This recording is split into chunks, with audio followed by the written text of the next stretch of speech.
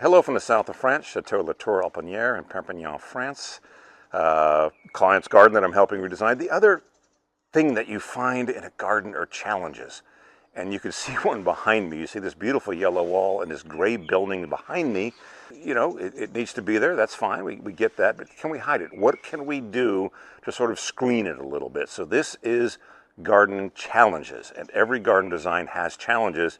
And it's a view you want to obstruct, something you've got to deal with. So you find a solution. And I think we found an elegant one.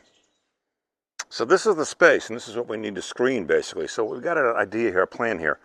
So you see there's climbing roses, regular climbing roses like this. This is Pierre de Ronsard, climbing Eden as it's known in America. That's going to cover the yellow wall. So we'll train those horizontally, you know, the bloomer Amazon, the whole thing. Get that wall nicely covered in flowers. That'll be pretty.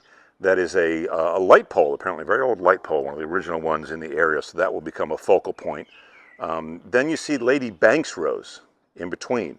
The Lady Banks, once we get up here, we're going to put better posts on top of that wall that you can see right there. The Lady Banks will go straight up, and then we will go along over the top of the wall on the wires on those posts. So if you think of the Pierre de Ronsard kind of on the yellow part of the wall, and then Lady Banks going up and over and back down again, framing that almost like a picture window. So again, two levels of using roses where they're best used. Pierre de Ronsard, about 8 to 10 feet. Great, perfect. On the yellow wall, we can train them horizontally. Lady Banks, 25 to 30 feet.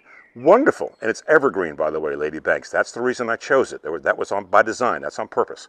So that's going to go straight up, and that's going to form our upper screening up there. So two levels of screening by using roses for what they're meant to be used and using them how big and how they want to grow.